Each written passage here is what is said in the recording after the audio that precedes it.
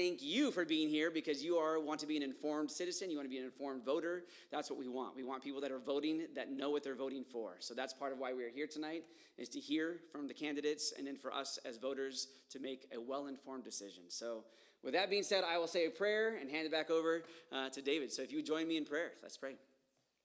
God, we thank you that you are integral and a part of this nation, God, that you are a part of founding this nation, and we want you a part of our future, God. And so I pray that you would be here even tonight, God, that you would bless the conversations that are had, that you would help the candidates be clear and articulate, that they would be honest, they would be transparent and real, God. There would be no fake or phoniness, Lord God. There just would be a real transparency, God. And so I pray that we would all have ears to hear, we'd have a heart that's soft to receive, God, that you would be glorified and honored in all that's done here tonight. We ask all these things in Jesus' mighty name. And all God's people said, amen. Amen. David, thank you.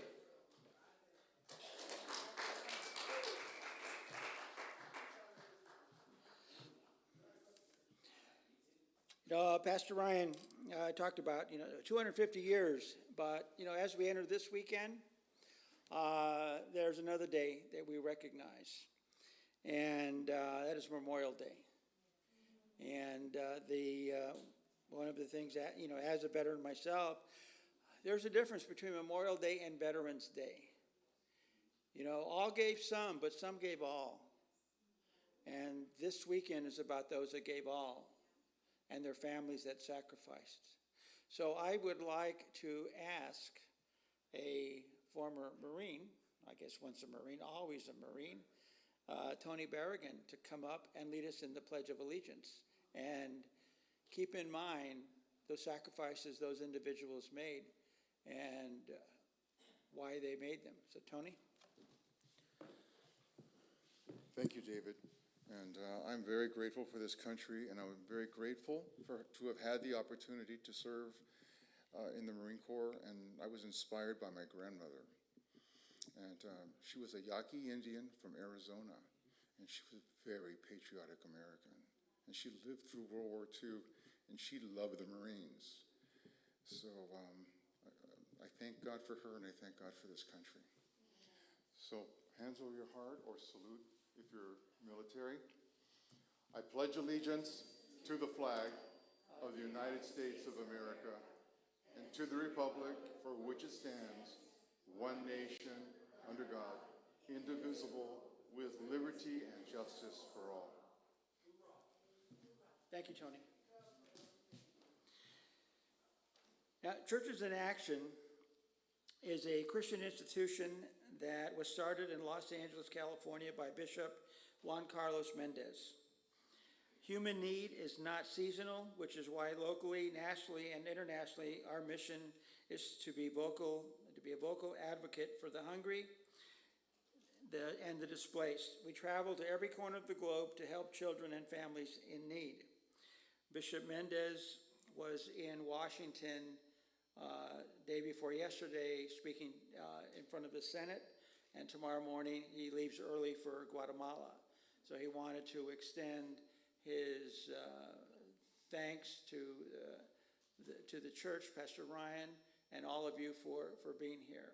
And so you're stuck with me instead of Bishop Mendez. So we want to welcome to the community and welcome to the candidates. And the way that the speaking order is going to be by the order the individual checked in. And the candidates or their representative will have 10 minutes to speak, and then 5 minutes for questions from the audience. And we'll be holding up, we have to help you, a 2-minute warning and also a 1-minute warning and a stop. So we're going to go ahead and begin. And Elizabeth Allers is at another event tonight, but we have the privilege of having her husband, Ron, come and speak for her. Welcome, Ron. Thank you. Good evening, everybody. Oh my gosh, these are bright lights. I see that hand. So my bad, sorry. Thank you, Pastor Ryan and Osborne Neighborhood Church for hosting this event. As he mentioned, this is where America was founded and born, was in the pulpits, and they were known as the Black Robe Regiment. They would give their Sunday sermon and put on their musket over their shoulder, and then they go out and fight in the war and the battles and the skirmishes. So thank you, Pastor Ryan, for upholding that tradition. I'm here on behalf of my wife, Elizabeth. Elizabeth is ethnically Chinese, but she is 100% American as far as her nationality. She is 5th generation here in California. That means that about 1860s, her family came here. And so way before my family showed up here in LA, her family was here in California. They helped build California. Her grandfather was on the Army Corps of Engineers, so he built some of the flood control channels here in LA. And her dad also worked on water. He worked on the California Aqueduct in the 1960s. Elizabeth has in her tradition water, which is one of the things that she is very interested in California. Realize that we have not built a reservoir since the 60s. Okay, and how many more people do we have here in California? So she is there going to Sacramento, and one of the things she will work on will be the water infrastructure. Elizabeth, like I said, is 5th generation California, born and raised in Glendale. Her parents were born and raised here in Los Angeles as well, both grandmothers, one in LA, one in Bakersfield, and then on back. She is a graduate of UCLA with both a bachelor's and a master's degree.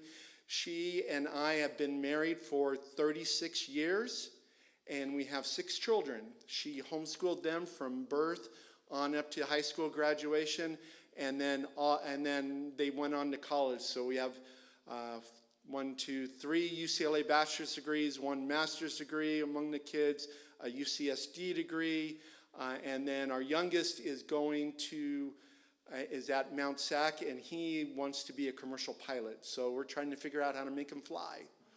But Elizabeth stands for a number of things in Sacramento. The main thing is common sense and following the order of nature. So for example, nature is replete. There is male and there is female, and that is it. So what does that mean as far as in education? It means no boys and girls sports. No boys in girls' bathrooms. Those are state issues, and that's what she's going up to Sacramento to fix, is these state issues. She is pro-choice as education goes. She wants to provide that you can have portability in education, which a number of states have. Arizona, our neighbor, has portability in education. We don't have to have the monopolistic government schools that we have here in California.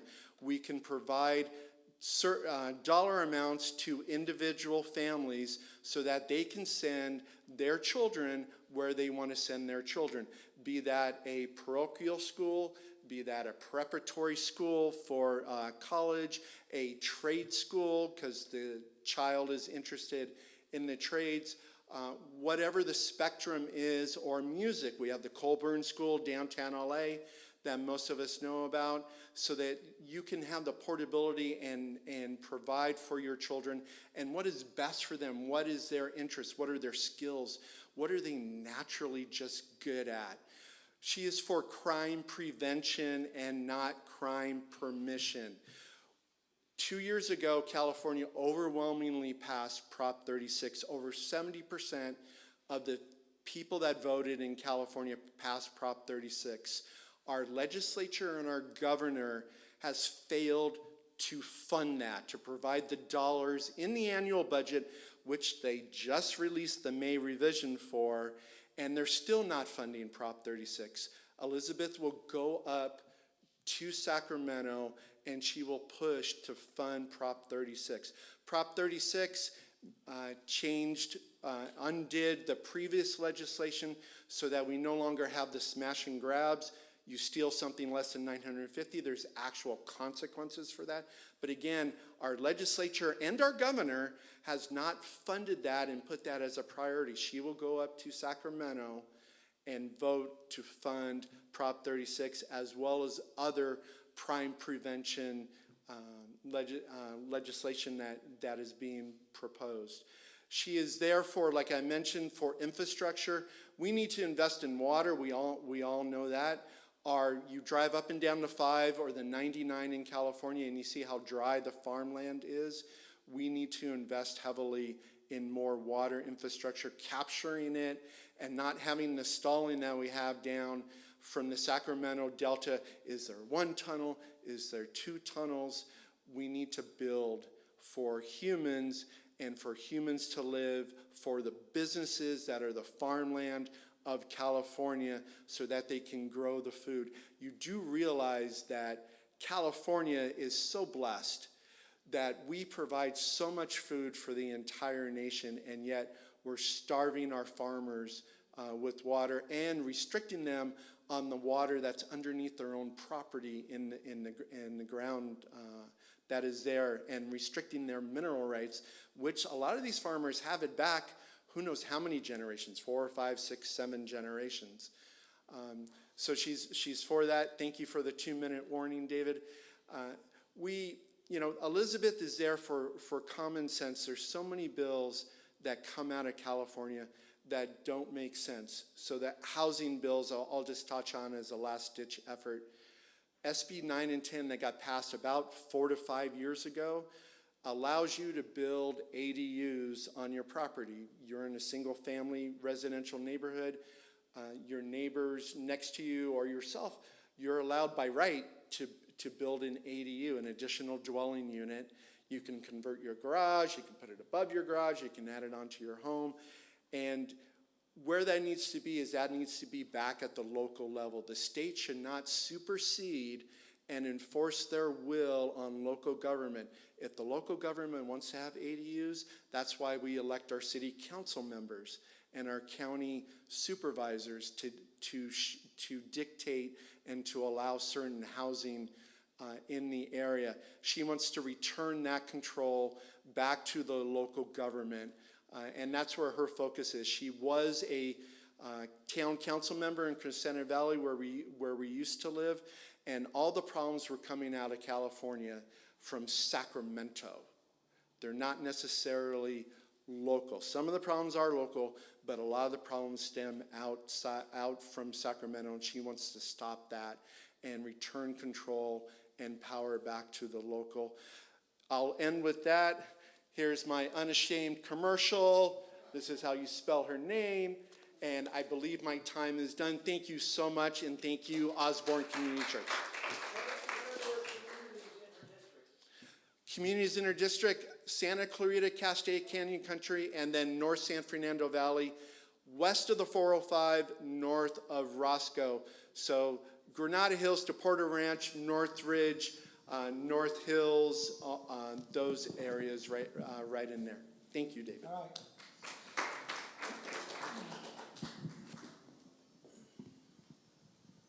Good job. Next, for State Senate, we have Roberto Lacara.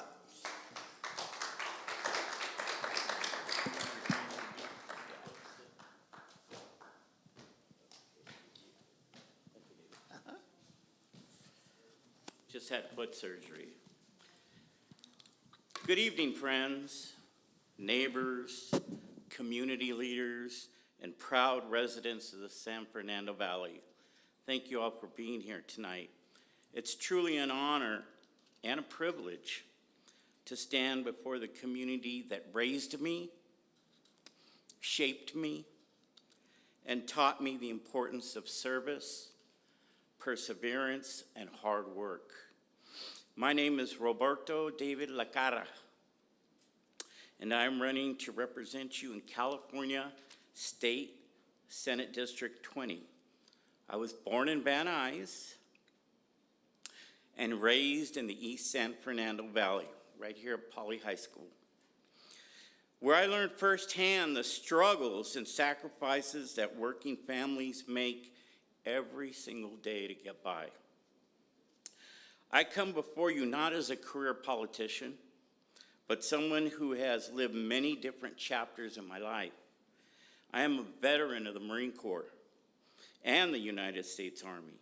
I served as a juvenile probation officer, a school and rehabilitation counselor for the Los Angeles County Sheriff's Department, and a community college and university professor. I am also the proud father of 3 daughters pursuing higher education, and a grandfather of 4 beautiful grandchildren who inspire me every day to fight for a better future for the next generation.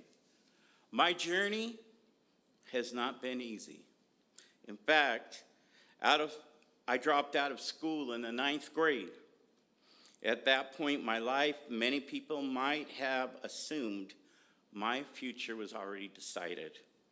But thankfully, there were mentors, there was love, and there were individuals who believed in me when I struggled to believe in myself. Because of that guidance and determination, I found my way to community college, and from there I continued my education, eventually earning a bachelor's degree, 4 master's degree, a PhD, and a JD. I say this not to impress anyone with titles or degrees, because degrees alone do not define a person. What defines us is our resilience, our character, our service to others, and our willingness to fight for people who feel forgotten. My story is proof that second chances matter. Opportunities matter. Mentorship matters. And education changes lives. That is why I care so deeply about our community colleges and public education system. Community colleges are one of the greatest pathways to opportunity in California. They give working people, struggling students, veterans, parents, and individuals trying to rebuild their lives a chance to succeed. I believe our community colleges should be properly funded, faculty-driven, and focused on strong student support services that help students not only enroll, but graduate and thrive. But tonight, we must also be honest about the challenges facing California families. Working people are being crushed by rising costs, rent continues to increase, while homeownership feels impossible for many young families. Seniors are struggling to afford utilities and groceries. Young people are asking themselves whether they will ever realistically be able to build a future in California. At the same time, many communities no longer feel as safe as they once did. That must change. I believe affordability starts with putting working families first again. We need programs that help first-time home buyers achieve the dream of home ownership instead of watching that dream disappear. We need stronger utility, hardship assistance programs, and more transparency from utility companies like the DWP that continue raising rates while families struggle. Amen, yes. And we need state-sponsored legislation that provides grace periods for individuals and families experiencing hardship before utilities are shut off. No senior, veteran, or struggling parent should have to choose between paying rent, buying groceries, or keeping the electricity on. I also believe public safety is a basic responsibility of government. Every child deserves to feel safe at school. Every parent deserves to feel safe in their neighborhood. Every senior deserves to feel safe walking down the street. I can remember years ago walking from here, Osborne, all the way to Pauley, and I felt safe. I don't feel safe anymore. Public safety begins by supporting law enforcement, strengthening investigations, and ensuring crimes are addressed accurately and effectively so we can reduce crime and restore trust within our communities. My experience working as a probation officer, rehabilitation counselor, and in public safety has shown me that we need both accountability and prevention. We must support rehabilitation opportunities, mentorship, education, and intervention programs for young people before they fall into the cycles of violence and crime. But we must also be willing to stand up against policies that put our communities at risk. That is why I became involved in legislative advocacy in Sacramento. I was part of a group that traveled to Sacramento to lobby against Senate Bill 357, which was proposed by the incumbent that I'm running against, Ms. Caroline Menjivar. I opposed the legislation because I believed it created dangerous consequences and could allow individuals with serious criminal histories to gain access to mentoring our youth. As someone who has spent years working with young people and vulnerable populations, I would not stay silent. Protecting children and ensuring community safety should never be negotiable. How am I doing on 2 minutes? Okay, thank you. I believe leadership means having the courage to speak up when policies do not serve the people. It means listening to the concerns of parents, teachers, students, workers, seniors, veterans, small business owners, not political insiders or special interests. They'll never get to me because I've already done 40 years of work. I'm not a career politician, okay? I'm also very open to Republican and Democrat ideas, okay? I'm open to everything. Thank you so much for your time today. Or Oh, my area is Sylmar, San Fernando, Pacoima, Sun Valley, North Hollywood, Arleta, Panorama City, Burbank, North Hollywood, Winnetka, yeah.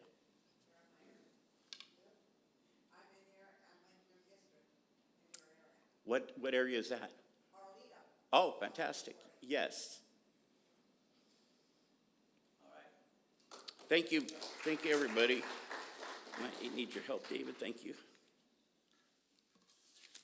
Don't ever have foot surgery, okay?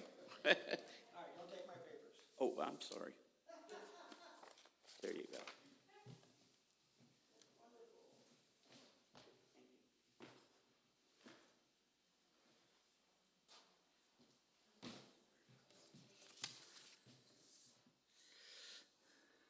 Okay, and a new acquaintance running for state assembly. Oh no, I'm taking it back. There's Ray. State Board of Equalization. Here comes Mr. Pocket Protector guy. You want somebody that's good with numbers because this is an office that a lot of people don't know about. So Ray Portella, come on up, Ray. Thank you, David. Thank you for putting this together, David. Thank you, Pastor Ryan, for letting us use your church for this event. Yes, my name is Ray Portella, and I'm running for Board of Equalization, Los Angeles County. A little bit about myself. I coached high school soccer for 30 years, and while I was coaching, I was also filing taxes. While coaching is not the great pay, that's why I had to file taxes. And after 30 years of coaching and making sure I led kids to the next level in their life, I decided to use my expertise, my experience, to help homeowners, okay, who pay property taxes, small businesses, and seniors. Basically, when you either buy a property or you have a property, you get assessed. Okay, you get assessment, which is your property taxes. If you do not like what the assessment is, you create a claim or you make a claim, and you talk to the county assessors. And if they don't help you, then you contact the Board of Equalization. And this is where I come in to help you make sure that your assessment is not higher than what you're paying, and make sure it's not higher than other properties around your neighborhood. The Board of Equalization protects you from higher taxes, basically. So I'm here, I put passion and coaching, and now with my expertise, I want to make sure I dedicate my passion to helping homeowners not have to spend money on more taxes. It all relates to everything that everyone is running for and they talk about. It saves money where you can apply it to feed your family, not to lose your home, and to keep more money in your pocket. Also running because I do have clients in the Palisades and in Malibu areas, and they're still paying property taxes even though they only have a vacant lot. Okay, so I don't agree. I don't believe that that's the right thing to do, and that's what gave me another motivation to run for Board of Equalization. Okay, Board of Equalization also deals with railroad taxes and alcohol taxes. So they oversee all the taxes that are collected, and also from insurance companies. The money, how it gets distributed is to schools, and we know how that goes. You know, they always want pay raises, so we don't know where all that money goes. Infrastructure to take care of roads and bridges. And, you know, when you're driving every mile, there's a pothole. So accountability, fairness, and accuracy is the three factors that I'm looking for running for the Board of Equalization. Accuracy, we want to make sure that all the money is distributed to the right places, even though local agencies are the ones that control that. Fairness, to make sure that the property assessments that are assessed on your property are accurate and fair, and accountability. So make sure that that the government is working for you guys. The transparency and accountability. The government is working for you guys and not the other way around. Okay. Thank you for having me here. My name is Ray Portela. I have been endorsed by the Los Angeles Hispanic Republican Club, by the Independent Party, and by the Republican Conservative Coalition Party. So my name is out there. I believe that I have a lot of support, and I would love, humbly to get your support and your vote. Thank you.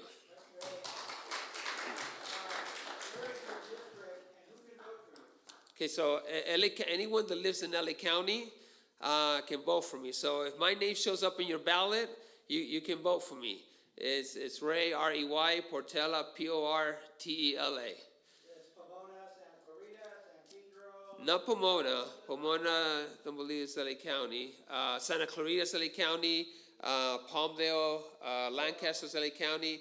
It goes all to it's like Downey, Sun Valley, Pacoima, Arleta. Yes, sir. I'm sorry? All of LA County. Yeah, all the way to Malibu, Palisades, Marina del Rey. So yeah, it's 10 million people. All right. Does anyone else have a question for Ray? How many people are on this board? There's only there's 4 districts, okay, and each district has one Board of Equalization member. 4 in all of the state. In all the state, yes.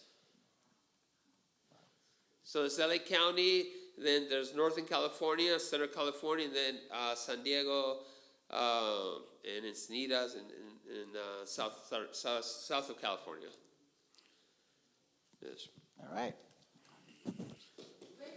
Yeah, thank you.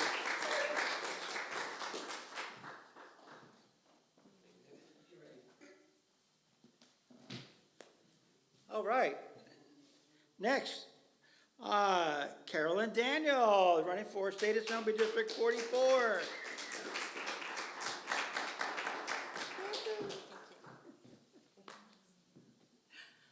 I want to thank Pastor Ryan, and I also want to thank Osborne Neighborhood Church for hosting this. Thank you so much, and David also for hosting and putting this together. And thank you, all of you, for showing up. I'm a firm believer in that the church needs to have a voice and utilize their vote. And I'm a former PK. Actually, not former, always a PK, right? My dad's a minister.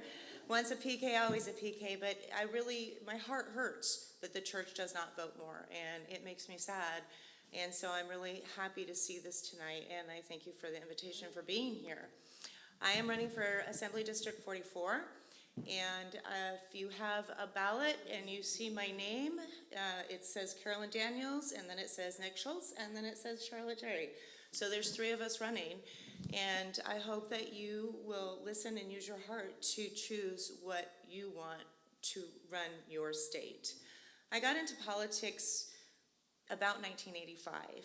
I was working in the state of Hawaii for DBED, which is the Department of Business Economic Development. So we did cross-cultural exchange programs in Japan and all over Asia. And at that time in legislation, it was the only state at that time, this is like 1985, that was funded by our Constitution in Hawaii, but it was a fully funded office. And so I learned a lot. In fact, at 24, I thought I was going to be governor of the state of Hawaii. But life has a funny way of doing things, and I was working my way through school and earning scholarships through the Miss Hawaii program. And I graduated from Hawaii Pacific and full scholarship. Paid my way through on the Miss Hawaii program, and ironically, I went to Miss America and I won Miss America. And it was pretty phenomenal at 24 because I was a non-traditional student. Most people start at 18 or 19, but I'm a farm girl. So I'm a tomboy. This was very out of my league. So I think it was more of, if you dare me to do something and you say I can't, I will. And I think that that's driven my life. When people say don't do something, I have a tendency to say, watch me. Let's do this, especially when it comes from the heart with my values and my morals. Fast forward 20 years, I worked with 3 different presidents. I've traveled this nation promoting bills for women and children who were involved in domestic violence. In 1991, there wasn't an 800 number for women and children to call if they were in a domestic violence situation. And that was interesting to me because I was a victim of domestic violence. I was almost killed by my pro football player fiance. And I remember going to the police and filing a police report, and they were shocked because nobody ever went and filed a police report. And you have to remember, this is 1988. You didn't talk about this. This wasn't on TV. Ellen DeGeneres hadn't come out. Oprah hadn't come out yet. Nobody was talking about domestic violence. And there was no 800 number. So that started my path in learning about this issue, because even though I was abused, I didn't know what I was into. And I'm a strong, tough woman. I fought back. I wasn't weak. But it really was impactful for me when I won Miss America. And I'm just a kid that grew up on a farm and a ranch. My dad's a PK. You know, like pastors, like you just don't have that in you. I was raised strong. I was raised to know my worth. And I allowed this to happen in my life because I thought I could fix him or change him or make him better. And I think that's very common. So when I won Miss America, it gave me a national platform, and I was fortunate to work in about 17 different states helping pass legislation to bring about awareness for domestic violence. Further on, by 1994, President Clinton at the time worked with me, and we got an 800 number for the first time in the United States of America. So I'm really proud of that work that I did that crossed both party lines, right? Like I've worked with President Reagan, I've worked with Clinton, I've worked in DC continually on legislation in different states. I'm really proud of that work. It was a great career. I did it for over 25 years. And then magic happened. God blessed me with the dream, which I had always wanted, which was to be a mom, to be a wife. And I met my husband, and we got married, and we have 3 beautiful kids. He's in the scent industry. He's a stuntman. He was Batman. You know, Miss America meets Batman. It was a magical thing. But I decided to hang up, and at 40 years old, I had my first child. And I went on to have 2 more. So I went on to the most powerful, most important career that I could ever have, and that was to be a mom. And so for the last 20 years, I've been homeschooling, raising my children with values and civics, that they need to know about their civic duty, that they need to have passion for their country, and it's very common. Now here we are today. Why am I running? Because we can't stay. We can't afford to stay.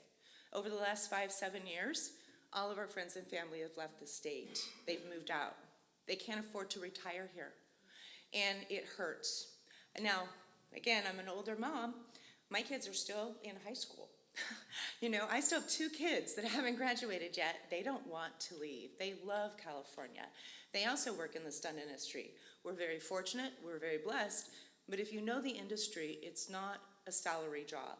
It's paycheck to paycheck. So if my husband's working, he gets a great paycheck, but then you have 7 months and there is 0 income. So I think it's really important to realize that we save. We are smart. We're fiscally responsible. Our government is not fiscally responsible. And that is why I'm running. Because we can't afford to stay if we don't have people that fight back against the ridiculous, asinine policies that are coming out of Sacramento. And I'm here to fight it because I am a mama bear.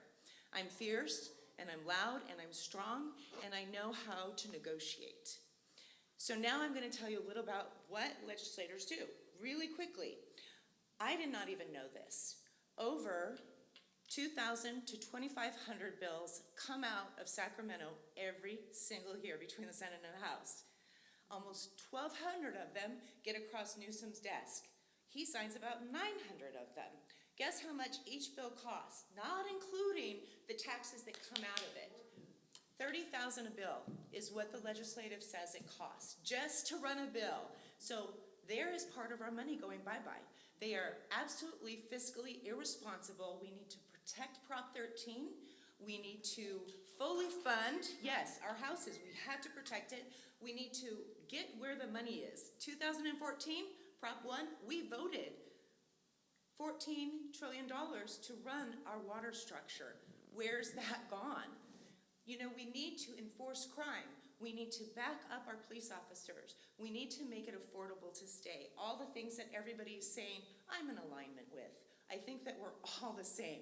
We want to be able to afford to live. And that's why I'm here tonight. I encourage you to vote with your heart and with your passion, just as I have lived my life. God bless you all. All right, do we have any questions for Carolyn? Nope. All right, thank you, Carolyn. And we'll see you out there, okay? If you have questions, come on into the thing. I'm glad to talk with you all. That's what I'm here for.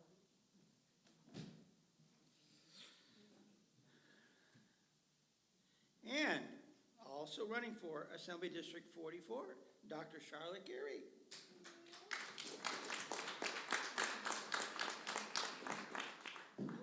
David. Thank you, Pastor, you guys. Thank you for having us. This is my first time doing something like this, and great job, Caroline. And it's so exciting to see that, like she said, the church is getting involved in running, and there's 2 strong Christian women who are involved. Well, good evening, everyone. My name is Dr. Charlotte, and I have been a healthcare provider in this community for several years. And during my time here, I have served the people by listening to them, solving their problems with truth and with science. I'm running for state assembly here in District 44 because look at Sacramento today. I see the government body that has lost its moral compass. I'm running to bring biblical values back into our government decisions of California. Our moral standard, the scripture that we stand on, is Proverbs 14:34 that says, righteous exalts a nation, but sin is a reproach to anyone. For too long, people of faith have been told to leave their values at the door. I say it's time to bring the values straight to the Capitol floor. The pillars that I stand on are: one, the sanctity of life. Life is sacred. It's a gift that must be protected from the very beginning. Jeremiah 1:5 says, "Before I formed you in the womb, I knew you. Before you were born, I set you apart." Personally, I stand that for 100% ban on abortion, we must we must build a culture in California that celebrates and protects the most vulnerable among us, the unborn. The second pillar that I stand on is God gave children to the parents, not to the bureaucracies, not to the public schools. The scripture that I stand on is Proverbs 22:6. "Train up a child in the way he should go, and when he is old, he would not part from it." Schools are meant to teach basic reading, math, and science, not social or sexual education agendas. I stand 100% with the right of parents to know what is happening with their children at school. I am firmly against state-enforced vaccine mandates that strips families away from medical freedoms. The third pillar that I stand on is government must stop overtaxing families, mismanaging our resources. The scripture that I stand on, Proverbs 16:11, that says, "A just balance and scales are the Lord's." As a business owner, I know California does not have a revenue problem. It has a spending problem. I am committed to cutting government waste, lowering our skyrocket gas taxes, opposing tax hikes. We need common sense business principles, absolute integrity, and our voting booths with the common sense of voter ID. We are facing a critical choice for our future for our state, but I know that when the righteous stands up, our community changes. I ask for your prayers, I ask for your volunteer support, and humbly I ask for your vote in this upcoming election. Thank you, you guys. Thank you again, Pastor. Thank you, David. God bless you, and God bless California. Thank you, guys.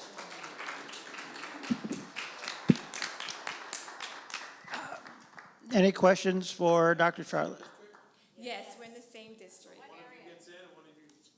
And the other one supports the other. What was the question now? What city, go ahead. Oh, let me get my flyer because. What city covers that? Burbank, no, we're the same, so, yeah. Okay. So we are both representing Burbank, Glendale, Studio City, Toluca Lake, Sherman Oaks, Sunland, Tawanga, did I say it right? Yeah, Tonga. Sorry. North Hollywood and Montrose, did I say that right? Montrose? Montrose, yes. So those. What was the question? And Valley Village. You know what, she keeps talking, I can't hear what you say. How many of you guys get in? Just two, well, going into November, one of us moves forward to, yeah, so it's between the two of us. Go ahead. In a perfect world, our goal is to get both Carolyn and Charlotte through the primary onto the ballot in November. Amen. Yes. Thank you. He's in a perfect world. What was your- Your mouth to God's ears. What did you say? Okay, yes. Are there any other questions? I do have some time, and I took the time to read my speech to you guys, but this definitely came from my heart, but I wanted to look at you and eye to eye and let you know that as I truly believe that we do need to take our Christian values to our state house. We can take all kinds of ideas, but when we weigh it against the Bible, where does it stand?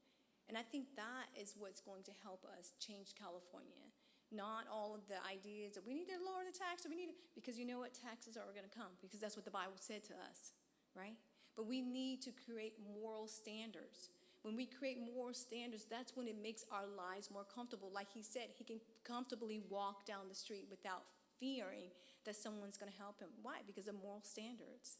You know, moral standards with our electric, like she was saying about changing the sewer, having compassion for one another.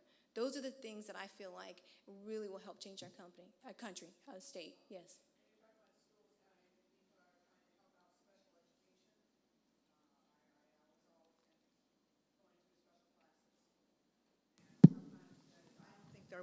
I don't think that the special education is well-funded enough, so I'm hoping when you go over there and thinking about children, you'll think about schools and their special education. And by the way, it's very important for Jews also to, have the right leadership, and temples need to be in our elections. Absolutely, I agree with you, and I will take those values with me. Thank you, guys.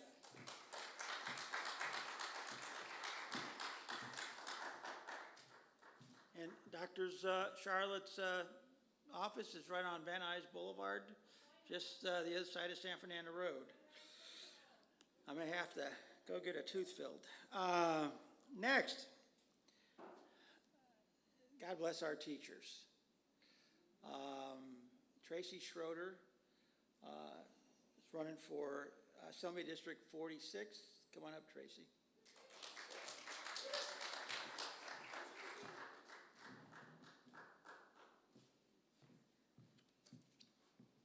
Can you hear me? Hi, everyone. I'm very happy to be here with you all today. What we are doing is very important because we are standing for one nation under God, indivisible, with liberty and justice for all. And I got involved and running for State Assembly District 46 because several years back, I found that my constitutional rights were being stepped on by our government. I'm a teacher. I've worked here in the San Fernando Valley. I've been a teacher here for more than 20 years. And at that time, as many of you know, that was when there was you don't have to agree with me, our family members, everybody makes different choices. But for me, it was an infringement of my constitutional rights when the school district decided that they could mandate a shot into all employees or they would lose their jobs. And there were hundreds of us who felt very alone in a school district with over 800 schools. And we were alone because we were the ones who said no. And this has been a very important issue because I looked around and I said, how important is this? And I looked at my family members, I looked at the children, and I knew they were next. What do we do if we adults don't step up and do the right thing? How will the children step up? This is Memorial Day weekend. My father served in the Army during wartime, and so did both my grandfathers. One was an immigrant, and before that, my great-grandfather. And we've got a family member in the Army now. And it is a solemn time, but I told my students today, it is a time to celebrate because they lived. They lived. And we get to pause and thank those who didn't make it. All of those who were on the ships that sank, all of those who went across the country and across the world for our freedom. And that reminds me of our founding fathers who gave up their reputations, their finances, and all of that they had. It is our duty, it is our responsibility to stand up, and as it says in Isaiah, to speak for those who have no voice. So I said no, I stood up for my own rights, and I stood up for the children, and thank God they were able to continue in school without being forced to have shots that are not one size fits all. That's not for everybody. It's for those who choose it. And there's, of course, a lot more on that note. But you see, our constitutional rights have been infringed upon, and even not only within our own city, but across our state. Many today have spoken about water rights, the right to grow food. These are things that are important for all of us. On my way to work every single day, I'm passing people who are bent over from fentanyl. I'm passing people who are, I'm seeing fire engines and ambulances left and right, and I'm wondering, where is the help? And so everyone who's running today, in fact, I'll just say, if there is an incumbent on their ballot, on your ballot, that's someone already in office, that is not your person, because they have not been standing up for us. The person to vote for is the person who is the grassroots, anybody except someone in office, in my opinion. And on that note, there was a message that went out today within Los Angeles Unified School District. It is finally time that they realized they are looking at cutting 6,000 employees and $3.6 billion worth of overspending. We've already been wondering, where is all this money going in all these different areas in California? We need somebody who's going to stand up and say, enough is enough. Our money is supposed to help people survive and thrive, to help businesses stay in business, to help people stay in their homes, and to keep good people doing, what we think we're supposed to be doing, which is enjoying our family time, which is enjoying our life, our liberty, and our pursuit of happiness. And so on this Memorial Day weekend, I would like to charge everyone to go home and get out your ballot, because it is important that everybody do our civic duty of voting and inspiring others to get up and vote too. I'm on the ballot for Assembly District 46. My name is Tracy Schroeder, and if you live in Van Nuys, if you live in Encino, Tarzana, Woodland Hills, Winnetka, if you live in West Hills, if you live anywhere up between Mulholland Drive, all the way up basically to Northridge, the Northridge Mall, that is the whole entire span of Assembly District 46. You and your friends can vote, and we can break the supermajority in the California State Assembly, and we can do better for the people who live here in California. So again, I'm Tracy Schroeder. I'm on your ballot, and let's win this for our families. Thank you, everyone.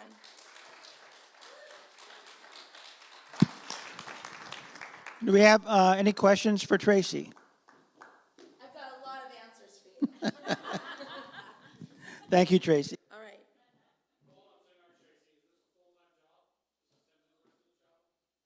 Assembly, I'm going to tell you something about the state assembly and our government. These positions are full-time jobs, but these people are called legislators. They think their job is to make laws. I would like to change the name to unlegislators. They need to stop making all these ridiculous laws against us, and we need to actually back it up. And because when we're in school, kids are taught that there are 3 branches of government. They're taught that there are checks and balances, and that the whole purpose is to stand for the Constitution, which we believe is the law of the land. So all these thousands of laws that are brought upon us that we don't even know the names of half of them most of the time, this is overdoing it. It is too much government. It is ridiculous to call it even legislators. It should be protect the Constitutioners. Thank you. So yeah, it is a full-time job. I've already given up. Look, I lost my job for 2 years standing up for our constitutional rights because somebody has to say enough's enough.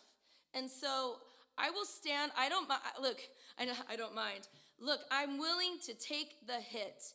I will do the job if it is my time to do the job, and I pray God's timing in all things. Thank you.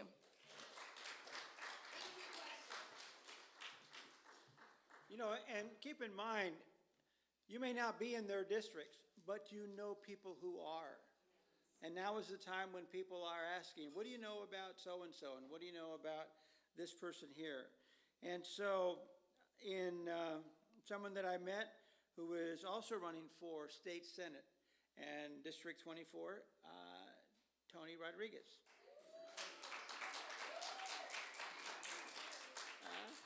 District 20. Yep. Well, good evening, everybody. Pastor Ryan, David Hernandez, and ladies and gentlemen. My name is Tony Rodriguez, and I'm running for California Senate District number 20, which includes the cities of Arleta, Burbank, Canoga Park, Lakeview Terrace, Latuna Canyon, some parts of North Hollywood, Pacoima, Panorama City, Reseda, San Fernando, Shadow Hills, Sunland, Tahunga, Sun Valley, and Van Nuys. That's a lot of cities. A little bit about myself. I'm a father, a grandfather, and a husband. Been married 46 years to my high school sweetheart. And to me, it's kind of simple how we should run the government, just like a marriage or a partnership. Sometimes we have to sit down and compromise with each other. If we can't go to a fancy restaurant, then we're gonna have to go somewhere else and eat. If we can't take the grandkids to Disney World, we better save for a couple of years before we can take them to Disney World. So I believe in a common sense approach to everything that we do in life. It's too overcomplicated nowadays with rules and regulations, and that's part of the problem we have in California. We have a lot of rules, a lot of regulations that only apply to us, the citizens, not the government officials. So we need to start thinking about, and I think Tracy said it best, California has been run by Democrats for the last 15 years. Look where we're at, right? And I'm not saying vote Republican, you can vote independent, you can vote whatever you want, but let's use common sense when we're electing people. If I don't do my job at work, I would lose my job. If you don't do your job at work, you'll be replaced.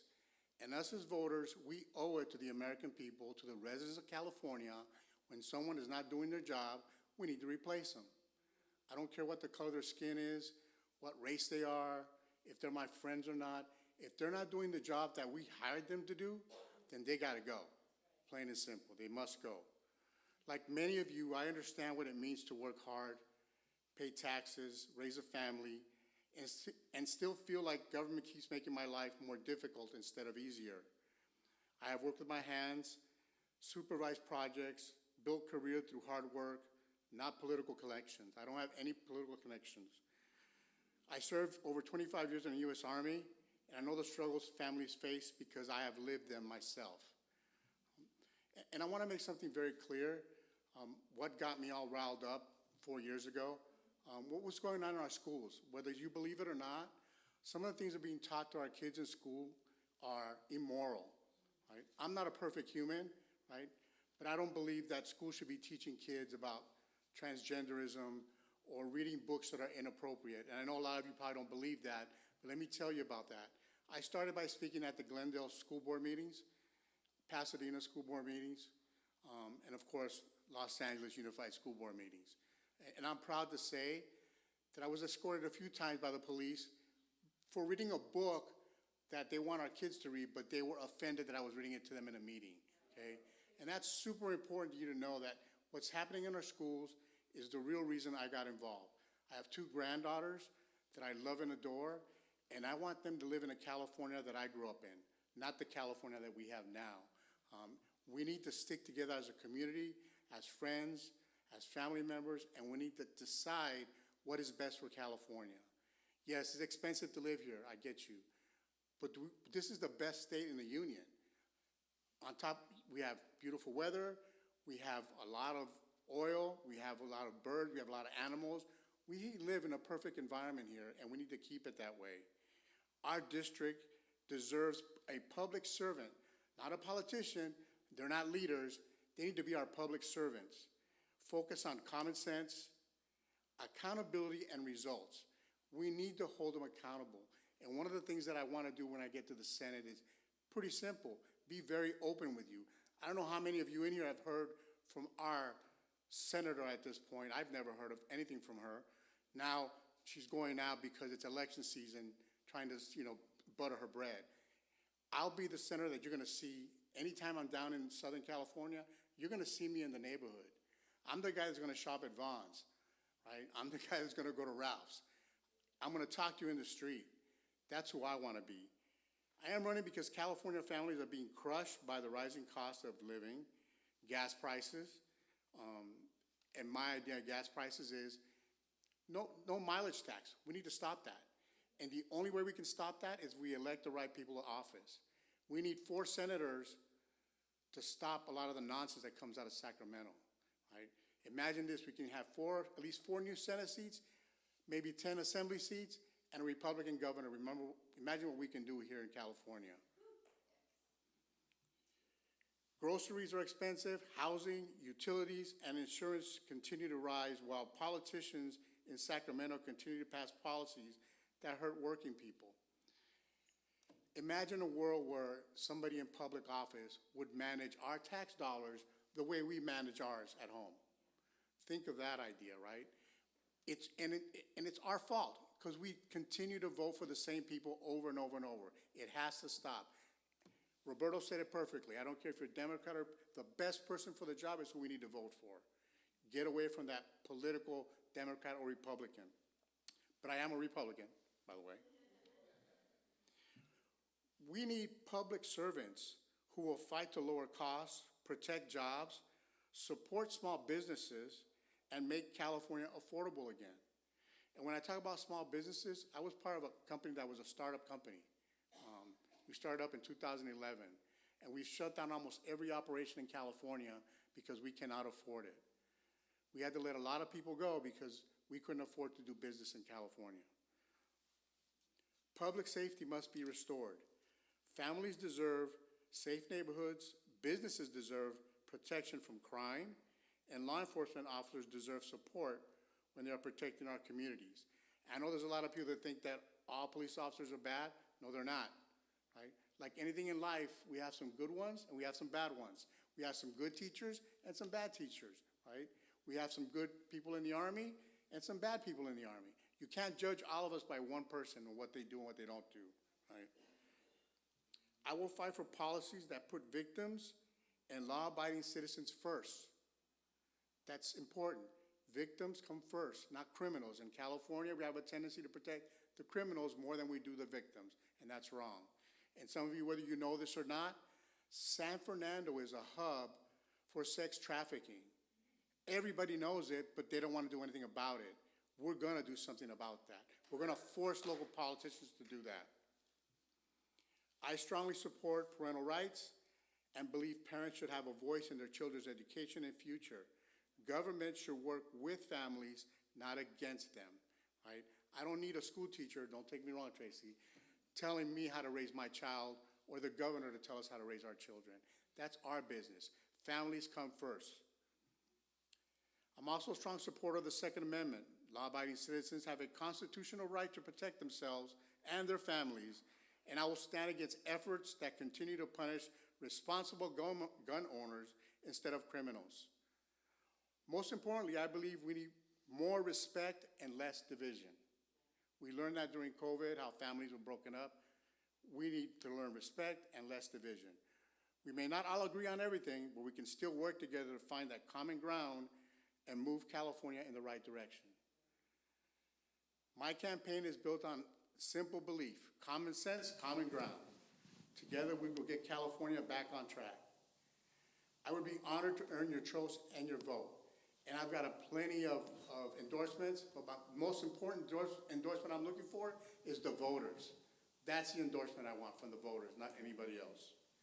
My name is Tony Rodriguez, and I'm asking for your vote to represent you in California State Senate District 20, because I believe Sacramento has lost touch with the hardworking people of our communities. Thank you. Questions for Tony?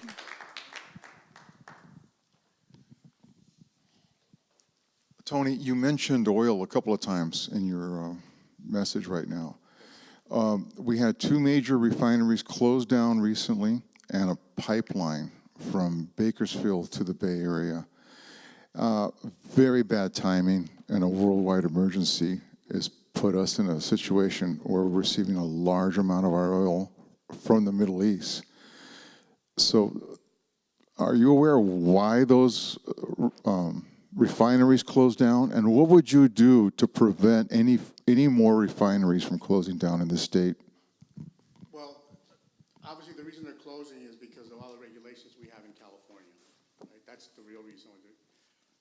What I would do is I would go meet them hand in hand. I'm a firm believer if something is working in Florida, I might want to go mimic that and see if it works in California, because things aren't working here. So I would go out and talk to them. One thing that I am is I'm an upfront person. I do promise the district that they will see me in the district, not only when election season comes, and I will knock on the door of those companies and find out the real reason why they're leaving and what I can do to keep them here in California.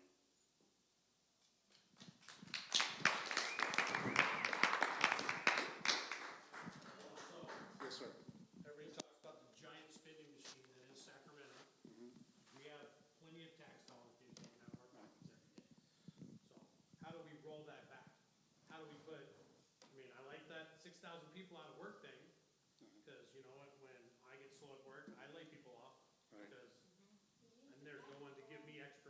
Absolutely. There's no extra money in the account. So how do we roll that back? How do we get rid of all this extra people?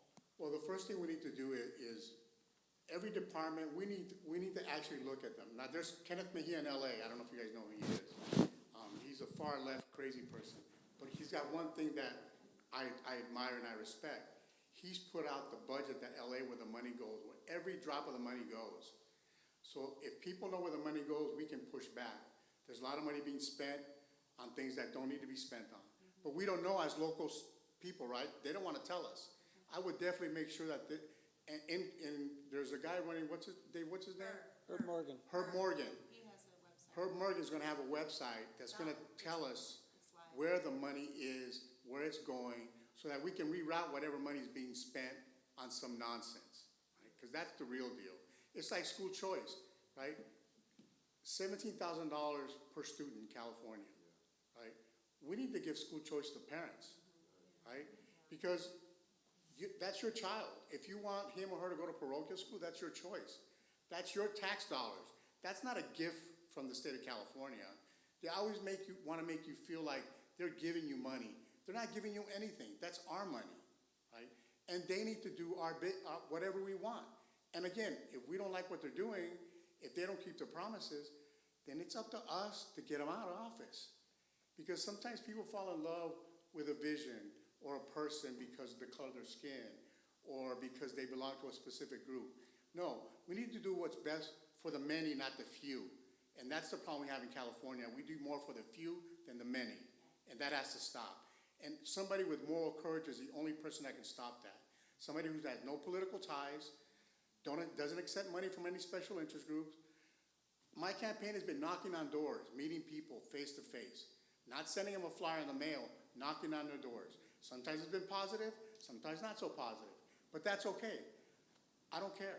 I want you to know what I'm about, and I'm going to be here till the end. And when I get elected, I'm still going to come down 2 days a week when I come to Sacramento, and I'm going to walk the neighborhood, and I'm going to ask questions, and I'm going to speak to the neighborhood council chairperson from every neighborhood council and meet with them every time I'm in town, because I want to know what's happening in every city in my district. I have one more question. Yes, sir. So, you cover your district, but 3 days, 4 days a week you're in Sacramento. Right. I have many meetings. I don't have to travel to New York or Chicago or Tennessee to. Right. Because we have Zoom. What do we spend on all of these assemblymen and councilmen traveling back and forth on our tax dollars? Why can't we just Zoom? We can Zoom, right? Your guess is as good as mine why we don't do it. We don't use common sense. We don't use common sense to do anything in California, and that's the problem. That idea, you can send it up to Sacramento, and more than likely the assembly will throw it out because they don't want to do that. They like traveling. They like their per diem. We need to cut costs in California, and the only way to do it is to vote people in that have common sense, that will listen to you. I'm with you on getting rid of everybody who's been in politics for more than 4 or 6 years. Right. They all gotta go, because that's not the way this was set up.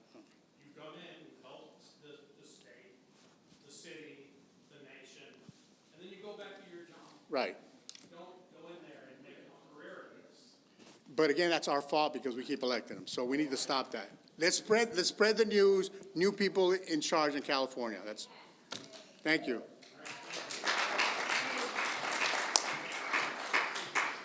You know, we're in the city of Los Angeles, and we've got 15 city council members. And even though the other 14 are not in this district, they make decisions and take votes that impact every single person in this community. So we have with us a candidate for city council, Tim Gaspar. So Tim, come on up.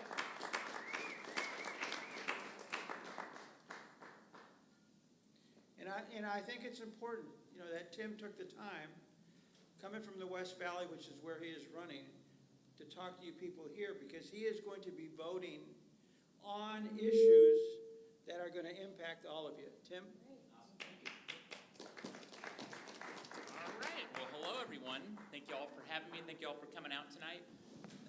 So as mentioned, there are 15 city council members, but I want to give a quick sort of LA Politics 101, and I'm sure many of you are probably more knowledgeable than most folks, but I think just for probably be helpful to everyone here. So the City of LA has 15 city council members, each one responsible for a different section of the city that are the same size in regard to how many folks they represent, which is about 270,000. So different geographical sizes, but all different areas of the city. And so of the 15 city council members that you have right now, there's 4 of these folks that are members of an organization called the DSA. Does anybody know what that stands for? Those the Democratic Socialists of America. Not here to give a speech about socialism or anything like that. My point just being that some of the goals that they have are not in line with some of the goals that I have for my campaign. So some things like defunding the police department or socialized housing are things that I don't think are going to move Los Angeles forward. And so just wanted to give you that quick sort of summary, and I'll talk more about it in a second. But I always like to start these talks with a quick story from about a year and a half ago. So I live in Woodland Hills, and I had gotten home from dinner one night with my family, and I walked into my kitchen, and I'm sure folks here have had the experience where you walk into a room, and you can kind of tell something's not quite right even before you actually really see anything. So I walk into my kitchen, I'm looking back, and where my back door used to be, I'm looking directly into my backyard, and I can sort of see sparkles from the ground because of the broken glass on the floor. So my back door had been smashed in, and it's gone, and so it took me a second. I was shocked. Anybody who's ever been burglarized knows the feeling.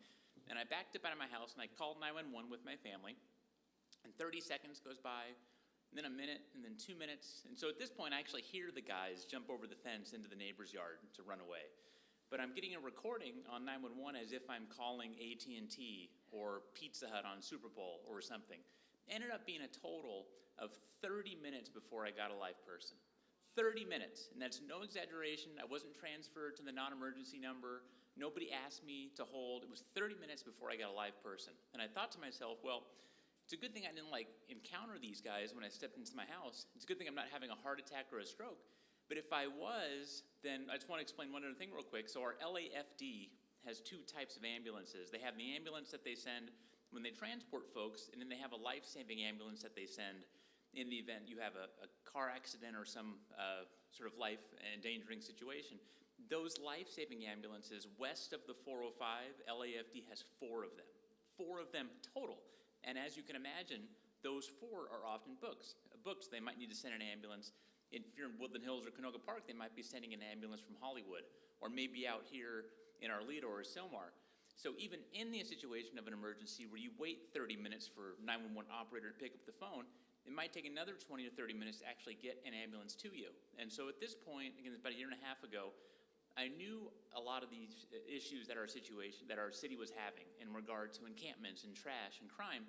I didn't realize how broken the city was until right that minute. Because when you can't rely on 911, like the foundation of any city services, then you really, made me realize exactly how dysfunctional the city had become. So a little bit about my background. I'm born and raised in the Valley. I've been here my whole life. Grew up in Canoga Park, Woodland Hills. My dad worked for the city. He was with Department of Water and Power.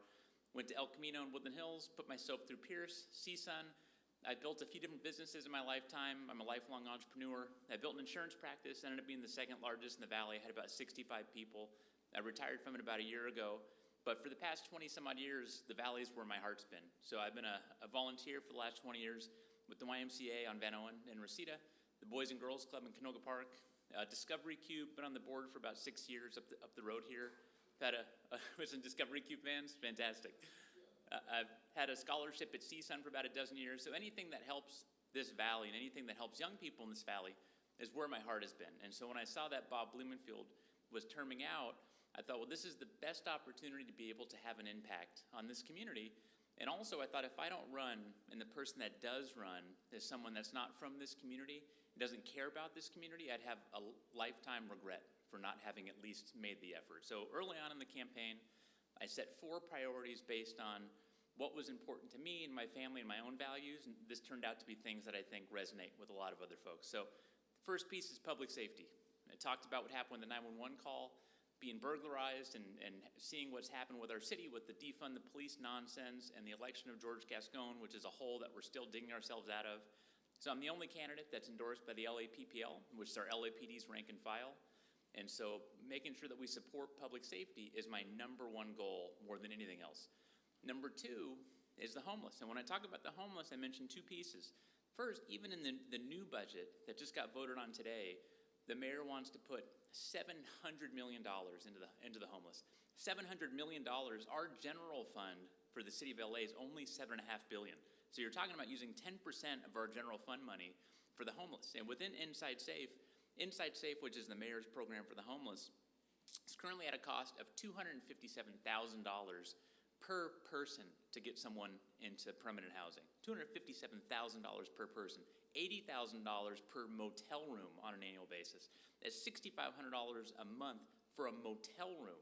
It's almost like the city is intentionally spending I don't know if you've seen the movie Brewster's Millions.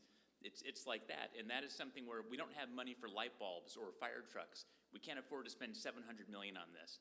And then the other piece when I talk about the homeless is we need to enforce the law. We have anti-camping laws that are on the books. That's the 4118 laws. We need to be able to enforce that. And that is an area specifically where your council person makes a big difference as to whether or not those laws get enforced. But when it comes to being able to establish new 4118 zones, that's where that is actually a city council vote where we need at least 8 of these city council members in a full chamber to be able to vote for more of these zones. And these zones allow us to help people. It's not about moving people from one spot to another. If we engage with folks and say, hey, you can't have your encampment here, by law, we have to offer them a bed. And there's organizations like the Salvation Army that provide more than just a bed and wraparound services that do that at a cost of $35,000 instead of $257,000. It makes a lot more sense to use organizations that actually know what they're doing and are actually going to help folks out. So that second piece is the homeless situation. And my last 2 priorities, number 3 is supporting small business. If I get elected, I'll be the only person on the city council that has ever run a business. And a lot of the folks in the city council, none of them have ever run businesses. Most of them have never had jobs outside of politics. A couple of them have never had jobs, period. They were activists that got elected to city council. A couple of these folks literally still live with their parents. There's nothing wrong with living with your parents, but if you're running part of our city, maybe you should have some life experience outside of your parents' home. Might be, something that would be a good idea. And so supporting small business has got to be a priority for this city, because right now what we're doing is chasing businesses out and making it very difficult for folks that want to be entrepreneurs to start a business. And then my 4th priority, and I always say the one that's closest to my heart, is investing in youth. And so I know it's cliche to say youth are, tomorrow, but it also happens to be true. And so there's studies that show investment in youth, the return on dollars is 10 to 1. And I think that's, anybody who thinks about all the impact that has in young people will probably find that to be true. And if we really want to make sure we have a better LA a year, 2 years, or 5 years out, investing in young people is the way to do that. And we owe it to them because they can't advocate for themselves. So it's up to us to be able to do that and make sure that they have the opportunities that maybe some of us didn't have. And I know there's some folks in here that are big proponents of community college, which I absolutely agree with 100%, and that's where I went to school. So thankfully I have some great support. I'm endorsed by the current council member, Bob Blumenfield, John Lee, Monica Rodriguez. I mentioned the LAPPL. Rick Caruso has endorsed me, LA County Supervisor Catherine Barger. It was really important to me to get support from both sides of the aisle, because this job, if I'm elected, is about helping everybody in the district, every single person, and working to make LA better for all of us. It doesn't matter what your party is or what your background is. I really don't care. My job would be to help impact the lives of everyone. And so I'll wrap up, and then I'll hopefully give me a couple minutes for questions. So, Miss?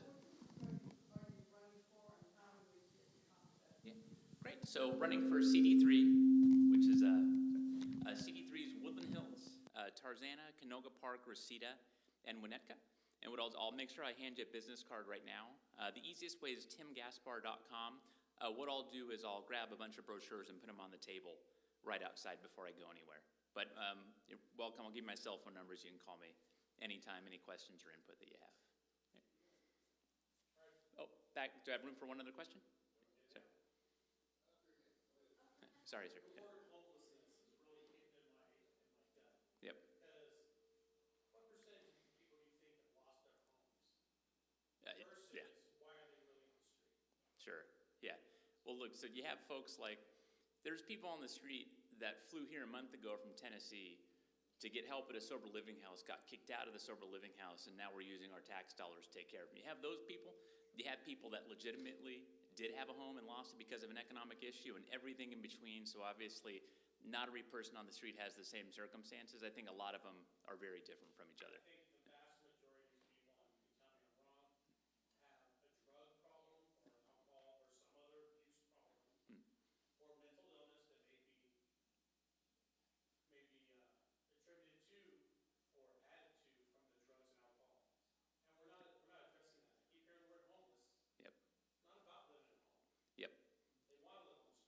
So I'll leave you with this. The state of California has been advocating for this policy called Housing First. And Housing First means let's just put a roof over somebody's head and not worry about the underlying issues and not treat them for addiction or mental health. That's a terrible idea. All you end up with is somebody has the same issues they had before, just so happens now they have a roof over their head. That doesn't work. You've got to treat the entire person and make sure that you're actually addressing the root cause. Otherwise, we're just going to continue wasting billions of dollars like we're doing right now. I think you're absolutely right. So we stop this whole housing first thing. Yeah, I'm not an advocate for housing first. '70s-ish, they shut down Cal Poly Pomona's facility out there. Yeah, Camarillo. Called it a, crazy hospital or whatever. Yep. But that's where those people went that were living on the streets or addicted to drugs or actually had a true mental addiction. How do we get back to treating that? Yeah, so that's really where we really have to lean on the state to be able to do that for the mental health organizations. And one other thing I'll mention, when it comes to being able to have the resources to do this, the county has a budget of $48 billion. And if you take a look at the county's charter, the county's constitution, it clearly spells out that they're the ones supposed to be taking care of human services. LA City's charter, our constitution, how we run the city, makes no mention of human services whatsoever. So we shouldn't be on the hook for this in the first place. So the fact that we're spending $700 million in your tax dollars doesn't make any sense. We got to hold the county accountable, but it's really the state that has the deep pockets to be able to have the funding for these, to build out these facilities. Because it is a very expensive proposition that's going to take time and a lot of money as well. We just don't have the resources. Yeah. Let's take that, what did you say, 70 million? 700 million. 700 million. That's right. That's right.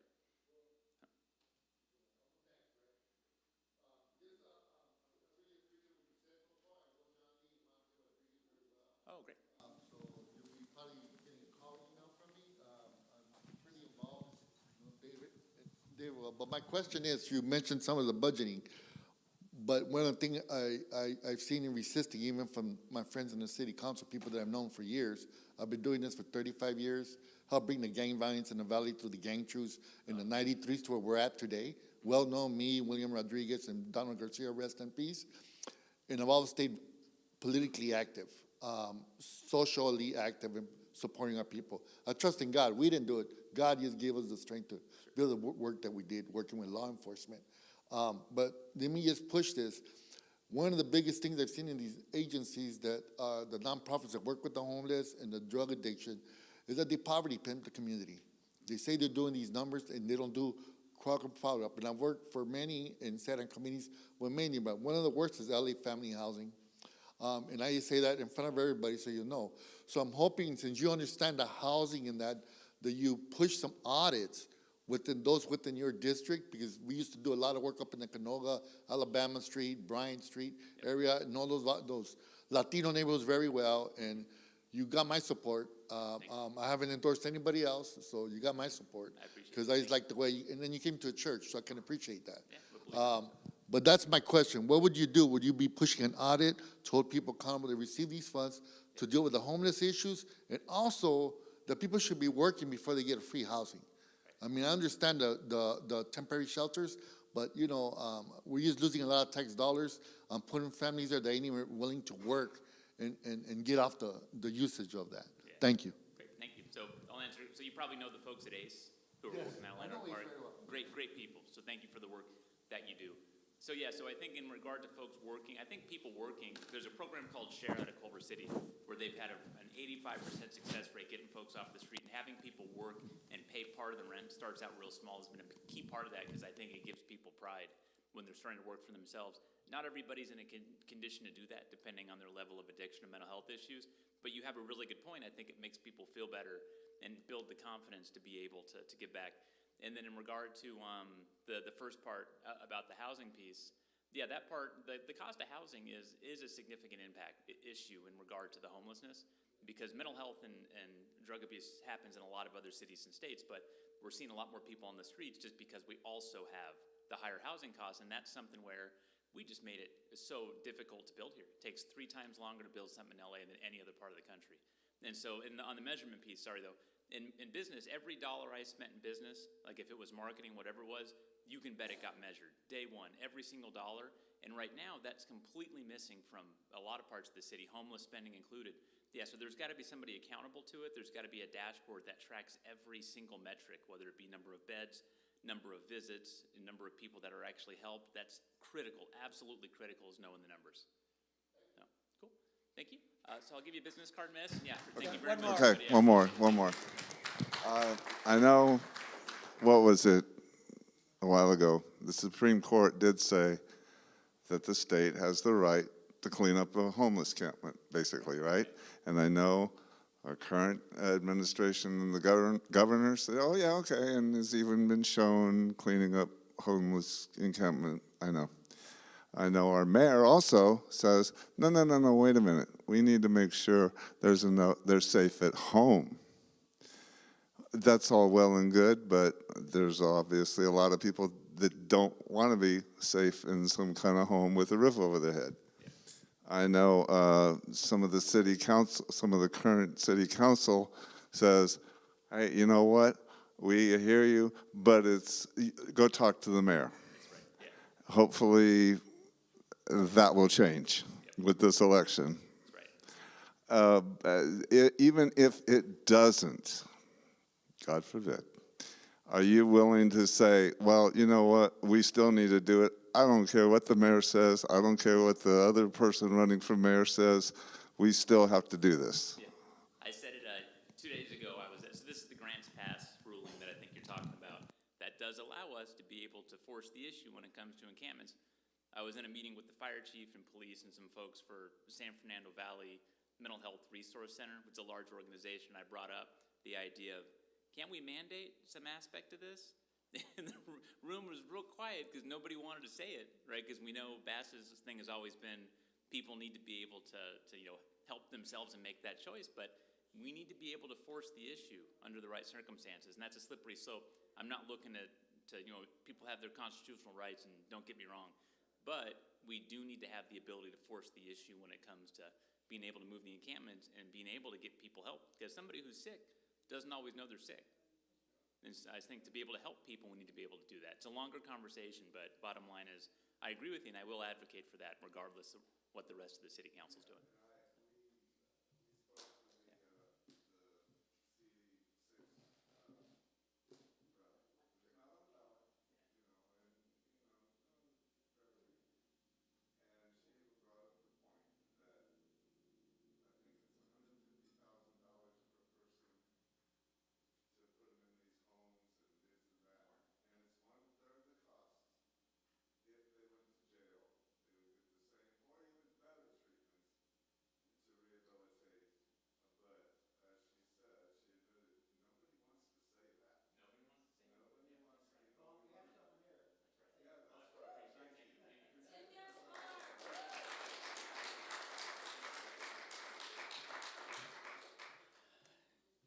You know, speaking of the county, we have a candidate for county supervisor, Tonya Ari. Come on up.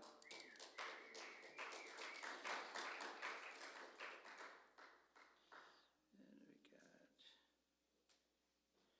is it Jim? Hello, my friend. You know what happens when you give me a microphone, right? There you got. You got a microphone? Good evening, everyone. It's a pleasure to be here. I'm honored to be here. And yes, those lights are bright. My name is Tonya Ari, and I'm running for LA County Supervisor in the 3rd District. Does anyone right now know what district you're in? No. You do? Well, okay, you're a candidate. You don't. Does anyone know who your supervisor is? No candidates, please, people, right. Does anyone know where the 3rd District is? No, okay. I'm gonna let you, we'll keep it easy right now. You are in the 3rd District, but the 3rd District goes from Westlake Village to West Hollywood, Sylmar, Pacoima, where we are now, down to PCH, all the way to encompass Malibu, the Palisades, Santa Monica, everything in between. So you guys are in the district. Does anyone know the role of a supervisor? No, okay. Okay, let me explain that too. The supervisor is the most powerful seat in Los Angeles, more powerful than the mayor and more powerful than city council. And I'm going to give you an easy thing that you can remember because it's very painful. Did you recently remember when the supervisors moved to the ballot for November, the 10 1/4 tax hike? Do you guys remember that? Maybe. The Board of Supervisors created that because they can't budget their own checkbook. The mayor can't stop it. City council cannot stop it. The Board of Supervisors stop it. So let me tell you a minute or two of who I am, okay? I live in Calabasas. Let me debunk something right now. I don't live next to the Kardashians. I don't live in a gated community. I don't even live in a condo. I don't even live, well, you know, I don't live in a condo. I don't live in a house. I live in an apartment. I'm a realtor. I'm a shoemaker that has no shoes. I don't care what size driveway you have. After the fires, the Board of Supervisors sadly unanimously voted for all the toxic debris to go to the Calabasas landfill, a municipal 3 landfill. In lay terms, that's household trash and business trash. This has nothing to do with not in my backyard. It has everything to do with being irresponsible because there are landfills where this could have gone. They're further out, it costs more money, and it takes more time. As a community in Calabasas, a grassroots formed, it's called Protect Calabasas. We went to the field office on Agora Road. The incumbent, Lindsay Horvath, never showed up. We called for her, never showed up. We tried to get meetings, it was a month, maybe even 2 months before we can speak with her. Never showed up, she flat out ignored us. NBC News was there, ABC News was there. She was not, she completely ignored us. So I looked at this and I had 3 choices. I can keep screaming from the sidelines, that wasn't working. I can move, I love where I live, my best friends are there, my parents are there, so I'm not moving. Or I can pick up the sword and do something. I chose the latter. I picked up the sword. In June of 2025, 11 months ago, I put my career in the rearview mirror. It is so far back, I can't even see it. I don't even know what it looks like. I don't even know what real estate is anymore. This is how committed I am to this. I do support myself. It's a commitment, it's a sacrifice, but to me, it is worth it. As a realtor, we drive from city to city, town to town. You start to see the decay of what's happening across LA. Now, granted, that's not just the incumbent, that's LA City Council, that's the mayor. It's everyone.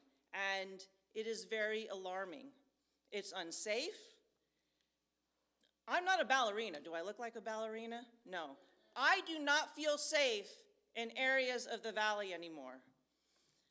I was raised here, I live here, and my home has been destroyed from everybody. And I decided I need to do something. I met with people in power, and it was determined, yes, I'm going to do this. I already said that, and my career is in the back. So for the last 11 months, every single day, I've been going out, I've been meeting people, I've been meeting with groups. The supervisorial race does not get any attention. Why is that? Because someone said it here, I'm a supervisor of a store or something. When one thinks of power, they think of the mayoral race, because the mayor has power and so does the police department. The supervisors get away with murder, literally, because Horvath, she is responsible for the Palisades fire, and here's why, and this is why Bass does not deflect it. Because in March of 2020, the Board of Supervisors removed emergency management from the sheriff. They took it upon themselves. The Board of Supervisors, they're not first responders, obviously. That role was to go around their districts and make sure that they were prepared for disasters. In the case of fires, making sure the reservoir was filled, making sure hydrants were filled, knowing the protocol when disaster strikes, who goes where, who calls who, and keeping phone lines open. How? They did nothing. They did absolutely nothing. So Horvath failed. But again, nobody knows what a supervisor is, so they don't blame it on the supervisors, they blame it on the mayor. This is irresponsible, it's negligent, and it needs to be stopped. So here's my platform. There are several things on it. I'll go through a few of them. Number one on my platform is public safety. We need to fully fund all public safety. That is law enforcement, that is fire, and it is probation. Sir, you worked probation. Nobody knows anything about probation. Why? Because they work with juveniles. You don't hear it in the news. You have to honor probation officers. They get neglected. Because if you don't have law enforcement, you have chaos on the streets, and you live in the environment that we're in right now. And that is unacceptable, that the Board of Supervisors cannot fund public safety. And when they have an emergency, who are they calling? In 2000, and just before Horvath took office, when she was still in West Hollywood City Council, she removed 4 sworn deputies from the Los Angeles Sheriff's Department. That is a slap in the face to those deputies. She replaced them with 33 unarmed security guards. In that first year, crime went up about 148%, with about 42% being Part 1 crimes. Part 1 crimes are murder, rape. She defunds public safety, and she still does to this day. 2 minutes? Okay. Well, let me just get to something real quick. So, as far as being an unknown, I have picked up a lot of endorsements. One of them is from David. Thank you, sir. I've also picked up endorsements from the LA GOP, the CRA, the Young Republicans Club, and here's the best one. So yes, I am a Republican, I'm a patriot, and I'm proud of it, and I have nothing to hide with it. And like Tim's back there, I can speak to both sides of the aisle, and I do, and I absolutely will. I'm Jewish. I was raised in a Democratic household. I have those values. One of the other things on my platform is to combat anti-Semitism and hate. Anti-Semitism are in schools from grade level, like where Tracy teaches, and up. It cannot be tolerated because it just spreads down the wire. So let me talk about one other endorsement. I have several for being a nobody who's now becoming a somebody. A month and a half ago, I got a call from Los Angeles County Deputies Probation Union to come and meet with them, but they misscheduled something. I had 15 minutes to speak, and we can already see that, I can talk. A month and a half later, I got a phone call from the Los Angeles County Probation Officers Union. Congratulations, Tanya, you have been endorsed.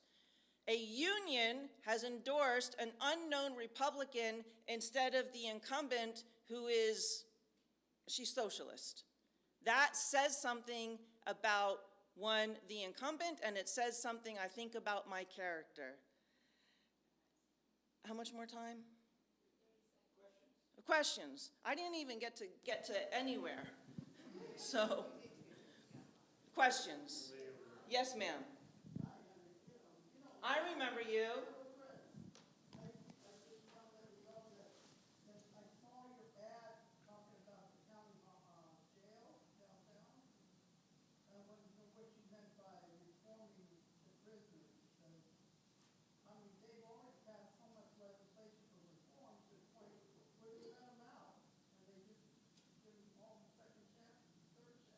So are you talking about homelessness, or are you talking about?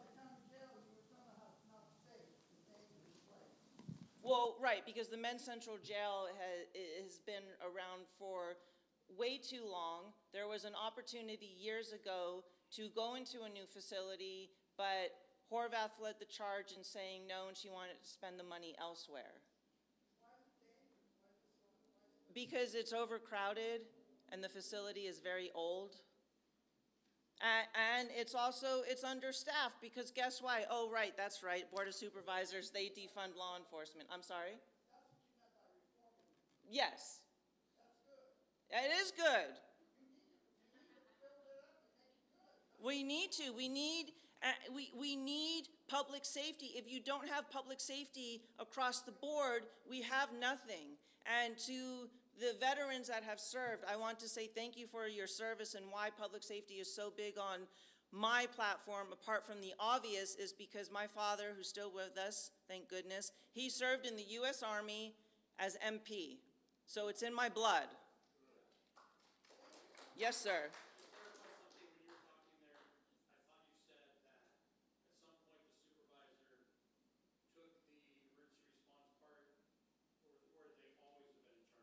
No, so up until 2020, the sheriff had the role as emergency preparedness. What that, yeah, so but what that role is twice a year, the sheriff would meet with LA County Fire Chief, the Board of Supervisors, bring in city.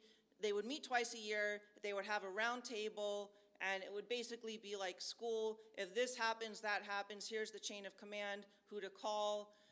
But the Board of Supervisors removed that March 2020. So the Board of Supervisors took on that responsibility and did nothing. What benefit to them? Why would they do power? Because at that time, Sheila Kuehl, I'm sorry? Do they have the allocation of more money now that they're in charge of that? No, it's not anything of money, it's power. Because Sheila Kuehl had a beef with the then Sheriff Alex Villanueva, who's running for sheriff again. They're not first responders, obviously. And another thing too, which, sir, you'll appreciate this, they meddled themselves again at the incumbent's lead into probation. So now, with a senior probation officer who needs to discipline another probation officer or a juvenile, they cannot do it until they have the permission from the Board of Supervisors. If the Board of Supervisors can't even balance a checkbook, how are they going to know how to discipline somebody when they're not even in those walls? It is asinine. Yes, Tony? So when a supervisor home's on fire, or someone's had a heart attack in their home, what phone number do they call? They don't call 811. Well, no, a supervisor or a constituent? No, I see. The supervisor has an emergency in their home. It's on fire. Oh, right, yes. They don't dial 911, do they? Who do they call? Yeah, well, Who do they have? Can I have that number, please?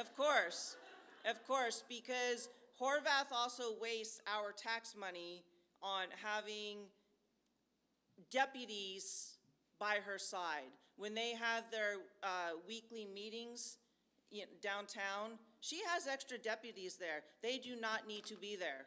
Not that many. No, I like the microphone. So I have flyers in the other room. Do you object to me passing them out? No, God. Okay, That's all what right. they're there So for. it saves you guys a trip. One more question, David. A question, not a statement. Let's focus on people that are here. I will All right. say this, I am endorsed by, and he opened up the doors for me, by Alex Villanueva. So there are other candidates, but I stay loyal to people who have my back. I've got their six too. All right, so we're running over time, but we still have a couple of candidates that we really want to hear from. And so for Congress in the 29th District, we have Rudy Melendez.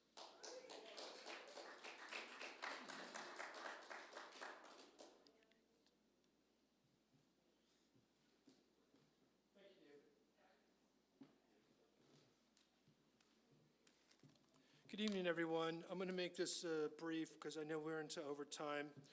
I just want to open by saying thank you to Pastor Ryan and his beautiful wife, Jen, for opening up the church tonight, and also to some of the church elders and leaders of this beautiful neighborhood church, Burton Hunter, who's here, and the work that he does on the Arleta Neighborhood Council, and also to Rick Donnelly and to David Hunt back there in the back row. Thank you, David, for being a mentor over the years. And then to David and your family, Brian and Lisa, for getting this event organized, and to Tony for your unwielding, unconditional support of my campaign. My name is Rudy Melendez. I'm the California Republican Party endorsed candidate for U.S. House of Representatives in California Congressional District 29. I'm 58 years old. I'm married to my dream girl. My wife and I live in North Hollywood. We bought our first home in 2013, and we had a lot of help getting there. The district, Congressional District 29 is located in the northeast end of the San Fernando Valley. It includes communities in all or part of Arleta, right where we are tonight, Burbank, Lake Balboa, North Hollywood, Mission Hills, North Hills, Pacoima, Panorama City, City of San Fernando, Sun Valley, Sylmar, Toluca Lake, Universal City, Valley Glen, Valley Village, and Van Nuys. I prepared a few remarks here, and I just want to read through these quickly. Some of the federal legislation that I'm currently tracking right now includes the 10% credit card interest rate cap act, Constitutional Concealed Carry Reciprocity Act, and the Birthright Citizenship Act. My top legislative priorities will include easing the cost of living for legal residents in California, promoting economic prosperity and housing affordability, tapping into California's unparalleled energy and technology capacity, protecting parental rights for their children's education and healthcare decisions, ensuring free, fair, and secure election integrity in California, supporting United States-based visual art, music production, and motion picture industry, federal film and tax credit incentives, and I think the common theme here tonight is emphasizing public safety for all California families. I look forward to working on housing and affordability legislation that would codify banning large institutional investors from buying any more single-family homes. People live in homes, not corporations. In closing, I would just like to say I am an America First patriot who will demand safe streets, secure borders, lower fuel costs, a strong economy, and deliver peace through strength in support of red, white, and blue-collar workers, farmers, veterans, and California families. I will defend our Judeo-Christian values that have shaped the moral fabric of this country and made America the greatest nation on earth. I look forward to working with Congress to defend the Republic and grow our House majority and continue delivering results for the American people. And I would like to thank you all for being here tonight to learn about me and to teach me and all of these other tremendous candidates here assembled what issues matter most to you. So thank you very much. I have a palm card in the other room. My contact information is on the card. If you have any questions, please give me a call. Unless there's any other questions, I'd like to hand it back to David. Thank you so much.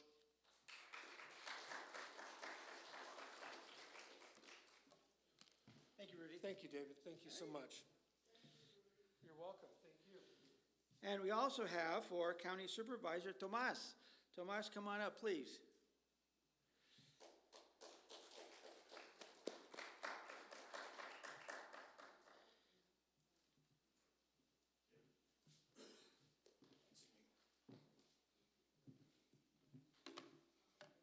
Hello neighbors, fellow candidates. My name is Tomas Seidenfaden. I'm a candidate for LA County Supervisor 3rd District.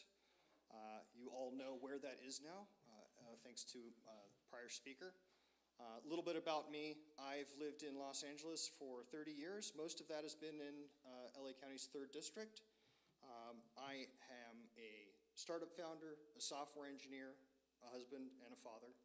I have a 5-month-old at home. My wife is an immigrant from Iran. If you don't know any Persian Americans, they are some of the most patriotic immigrants in the United States. I'm a patriot myself, and she frankly outshines me there sometimes, it feels like.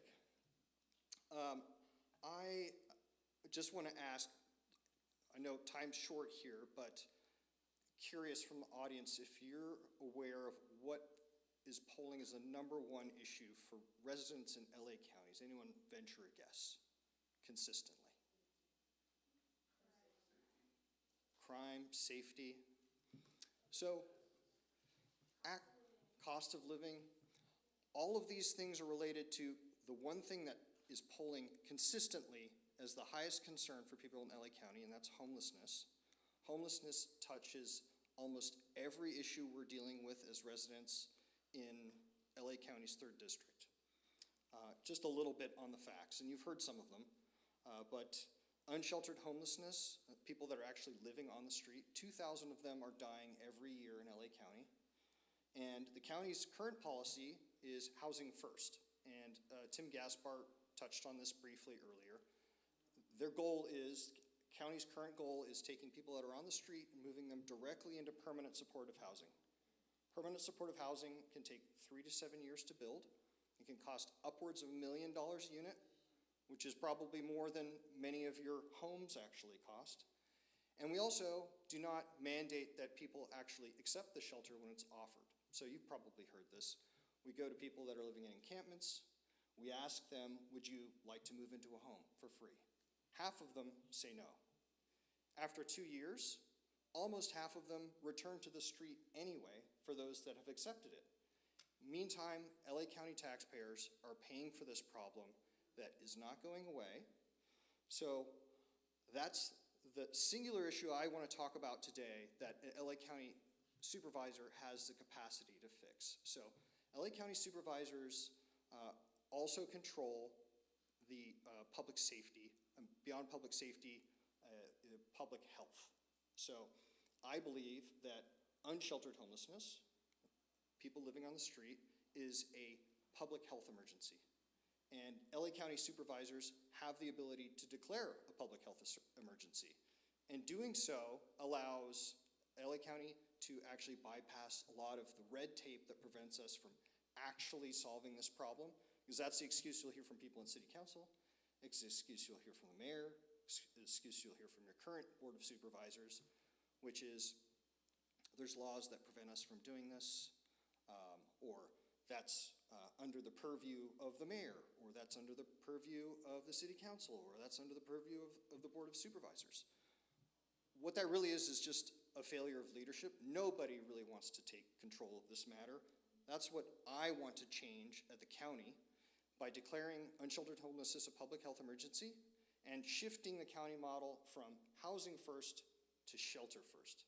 And that means switching from building permanent supportive housing to building emergency shelter, and then mandating acceptance of that from people living on the street, and also mandating treatment for those that are suffering from mental illness and addiction. This is the core thing that is missing in our homelessness strategy, is the mandated nature of accepting shelter and treatment. So I've authored a 20-page board motion. I'm the only local candidate for office at any level that's released a detailed and credible plan to actually end this crisis. You can find it on my website, which is tomasforla.com, all spelled out. And a few things this does, beyond changing to a shelter-first model, is building emergency shelter for the 45,000 unsheltered people living on our streets now. Another interesting fact that you might not know is that in some neighborhoods, up to 80% of our unsheltered homeless are not even from LA. Many aren't even from LA County. More, not even from California. So what we've essentially created is a magnet for unsheltered people and for addicts, frankly, to come here and live on the LA County taxpayers' dime. So that is something that I intend to end as LA County supervisor. My motion also includes wraparound services at this facility in order to support people there that actually want to get into recovery. And we'd also provide an opportunity for people to return and be reunited with their family where they actually are from. It ensures civil liberties for those people living on the street, and petitions the state and the federal government to actually follow suit with this. The state has indicated that they want to help. The federal government has indicated that they would like to help. I think there's probably nothing more than that the Trump administration would like than the opportunity to come save California from itself. So not asking for their support here, I think, is a huge miss too. And then also a public dashboard reporting and a sunset clause, right? You can't just declare a public health emergency and have it last forever. That's an abuse of power. And we saw that happen with COVID. So ultimately, my plan would be that we put this to voters in 18 months to say if they want to continue it. So ultimately, voters need to make that choice. I have an op-ed in the California Post that explains my whole plan. I have the 20-page board motion on my website. I am also endorsed by LA County Taxpayers Association, so they recognize that I'm putting LA County taxpayers first in making these sorts of decisions and managing this $50 billion budget that LA County Board of Supervisors manages. So I'm asking for your vote. Again, my name is Tomas Seidenfaden. I'll end it here, not talk about any other issue, because I'm sure there might be a few questions, and I'd love to answer them. Sure. First of all, thank you for all you candidates for coming. I'm sorry for being so abrupt and abrasive.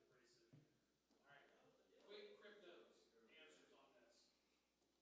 Is it illegal for that person to be homeless on the street? They have no money in their pocket, they have no address. Is that an illegal thing? It's not currently illegal. California State has a law called SB 43 that expanded the definition of allowing the state to intervene when somebody is considered gravely ill to include crippling addiction. So we actually have the law in place to do that now, to mandate shelter. Being on the sidewalk, being broke, being vagrant.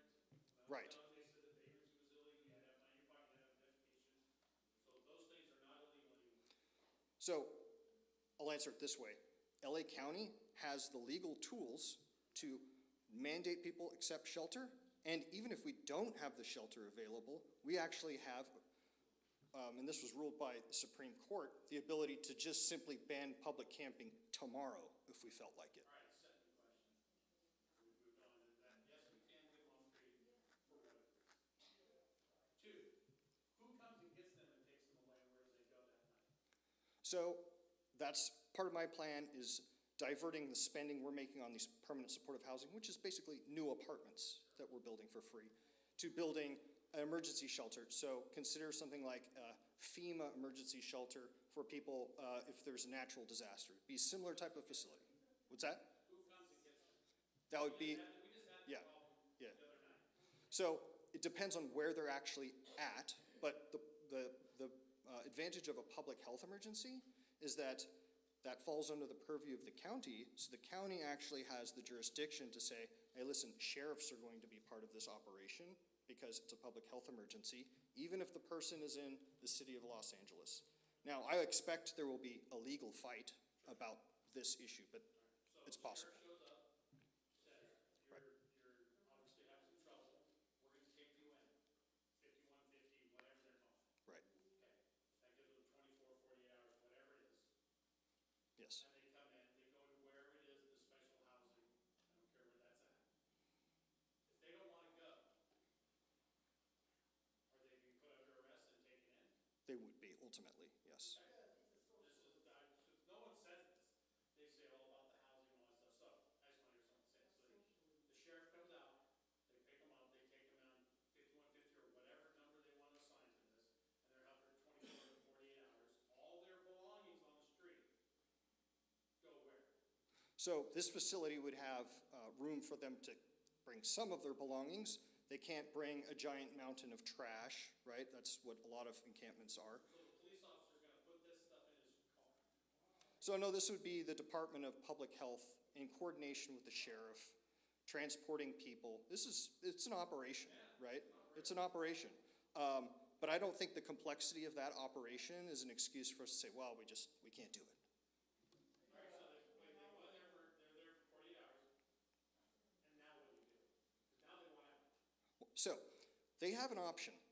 Part of this approach is giving people the ability to say, hey, listen, I actually don't want to be in the shelter, right? Say, okay, well, you don't necessarily have to be in the shelter. but you cannot be in LA County, right? You can't sleep on the street, so if you've got somewhere to go, you can go there, but you can't sleep on the street. Also, if you're from Arizona or Tennessee, we'll buy you a plane ticket or a bus ticket. You sign on the line here, right? That's on the county taxpayer paying for that ticket. A lot of people, I think there's thousands, maybe tens of thousands of people that would actually choose that solution. And it's up to the jurisdiction that they go to decide how they're going to manage that problem if they have a similar type of issue. It's frustrating to me that it seems like cities and counties all over the United States need to learn this problem from first principles. But ultimately, as an LA County supervisor, I want to fix the problem here. What happens somewhere else, that's ultimately up to that jurisdiction. Yes.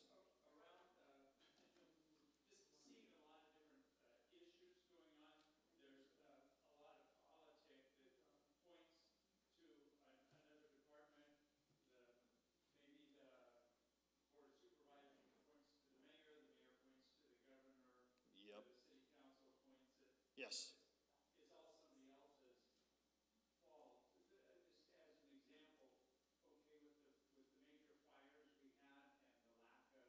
and the lack of any water in certain reservoirs and things like that, not that that is necessarily the big issue, but just as an example, where does the buck stop? Who is overall responsible for that? Does it point to the mayor, or is it the county board of supervisors? There's honestly, yeah. Who really has the power? Because everybody points the blame at somebody else, but they don't seem to take responsibility. I agree. I think the unfortunate answer to that is that there was failures across the board in all of the jurisdictions involved in response. But the interesting thing about LA County is that fires don't really care about where we draw our jurisdictional lines, right? So it's kind of the natural jurisdiction to be in charge of emergency preparedness response. The interesting thing that happened with the county for the Palisades and Eaton fires is that they simply had no idea what was going on. So much so that after that, they hired an external consultant. They paid him almost $2 million to explain to the LA County Board of Supervisors what went wrong, right? This is just absurd. So that report identified a whole bunch of failures, and I won't get into the details of that there, but the Board of Supervisors' response and how they framed this was, we're not looking to point any fingers at anybody, and we're not looking to assign blame. That's not how I would be running government. I think you absolutely need to identify where the failure points are and who's to blame. So I think the county failed there. In emergency response, they certainly did that with communicating to communities with text messages. I don't know if many of you received them in error. Yeah. Yes.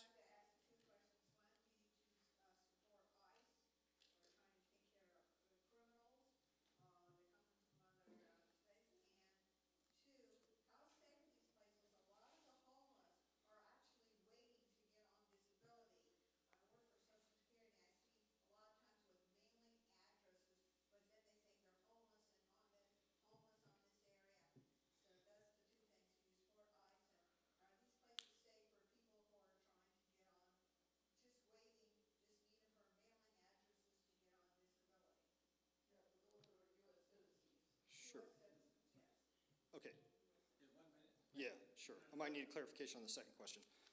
One of the interesting things about ICE is that a lot of politicians here in LA are going to run by telling you that we're against ICE. The reality is that there's something called the Supremacy Clause. They actually have no jurisdiction. ICE is a federal operation. There's almost nothing any local politician can do. The only thing the LA County Supervisor can do is choose whether or not they cooperate by sharing information about who they have in their jail, which they absolutely should, because I don't think LA County taxpayers should be hiding foreign criminals from justice. So that's how I answer that question. And then the second one, is it safe for homeless people that are trying to get on to disability? Disabled people.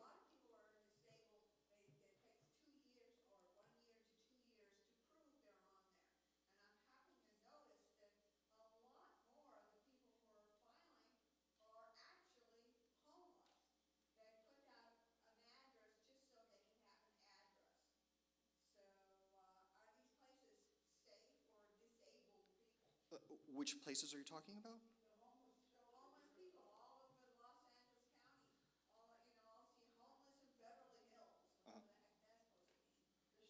The shelters.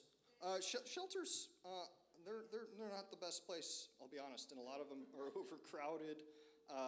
And there's people that, honestly, they have mental illnesses and addiction that are living there, and they shouldn't be in shelters, they should be in treatment. So I'd say probably not. But I'm happy to answer more of that later. Thank you, David. And thank you to everybody here, Pastor Ryan and Osborne Church, appreciate it.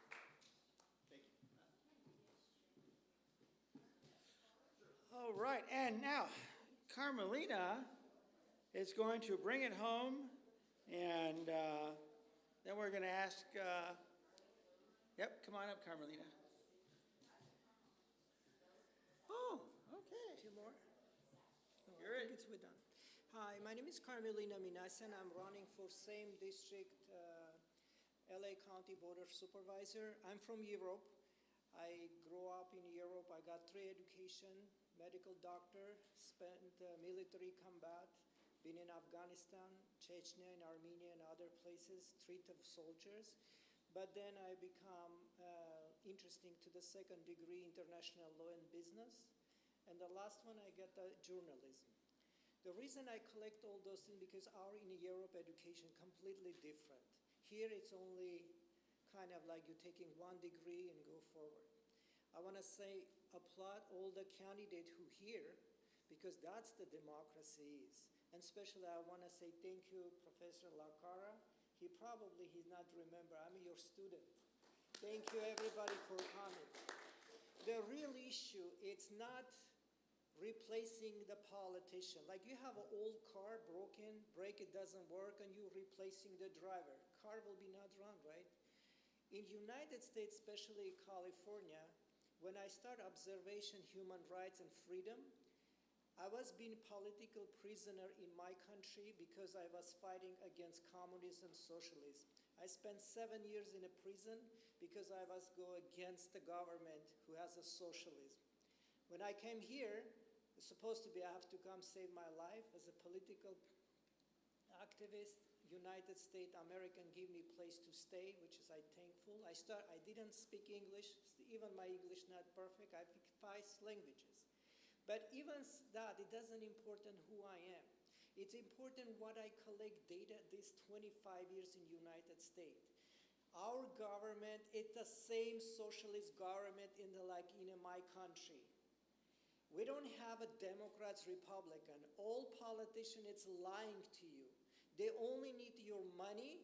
They want to be, you have a homeless, they want to street drugs, they want everything messed up because they want to control you. Even you replace me, let me ask you, after if you elect me, do you have a power recall me? Do you know how the ridiculous recall system is? You need to collect 10% from total population when even citizen in LA County, 10 million people, American people, they don't vote anymore. Open your eyes, 10 million people, only register 6 million. Data shows only 2.5 million voting on elections. So this is alarming. So that's why we have a homeless problem. In my country, we're fixing the different way. There is a Red Cross, they're helping homeless. Outside city, here it's no, they has a LASA. Big corruption organizations, NGOs taking taxpayer money. Anyway, I want to say this. We don't have an election. Tony Rodriguez here. Do you know what? United States Constitution, when I become U.S. citizen, I read Constitution, right? I have to be. This says we have a capitalist system, anti-monopolism, but we don't have a capitalist. We have a socialism, monopolism. We don't have by United States Constitution demanding you have to be U.S. citizen and 18 above. Local law says, no, do you know what? That's not enough. So as an international law attorney from my country, it's very simple rule. No one, it's a low level law cannot override United States Constitution. That's why Tony Rodriguez rejected the council district because he need to collect 500 signatures within 25 days. I'm just giving an example how it's deeply corrupt system. I run for governor this time. I run for lieutenant and county supervisor. Do you know for what reason? Because I'm monitoring the system. For governor, you need to have a 65 signature with 90 days.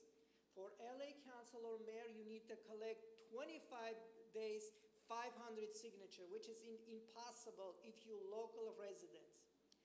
What I'm saying, even you elect me, I can screw up you because the system, how the government system work for the politicians. Politicians keep lying and we cannot do, and we people, they don't have a power to take them out. That's why it's not homeless only, it's not the gas price. The problem is we the people, children of the God, we not telling the truth. That's the problem, and politician has a huge power against you. So if we fix that, what I'm doing to do, I don't need the vote, I'm not really interested, I'm not politician, but I'm doing something for you. I'm filing lawsuit against LA City Council and LA County to demand the judge review election law. So every US citizen 18 above has a right to be candidate without pay the money. Election now is the money making it. Because you have to pay $100 million for election, and what do you think? If I spend $100 million money, did I need to collect back, right? Why it's United States election it's like this? Because they're controlling us. And the people, they don't vote, that's the evidence. Another issue I wanted to tell you about the fire. I'm monitoring the fire since 1918 data what I have. Look at the data, 1980s, 1990s, 2000. They only have a 5,000 incident fire, not like fires. From Governor Newsom when he took office, I'm not Democrat, I'm not Republican, but I'm friend of David and everybody. So look, the data shows. Data shows the fire made by human special interest. I was 2 days ago at Palisade, the people say, we calling the 911, nobody answering. So how many now incident for fire? 70,000 versus 5,000. As soon as Trump take office, so what does that do? They stop the federal money to send recovery. When we have a fire, the state asking federal money to get help, right? But that money is not coming to you, that's coming to LA County, state, and they regulate by that. So 80% of money goes to them salaries. So there's a big corruption we have. So election, I wish everybody here elected. But look at who is here, only regular people. And unfortunately, the system shows that people still will be re-elected and will be destroyed our life. That's why I choose the goal, be candidate, allow to me go court and ask the judge to review this system, because this system against us. Thank you.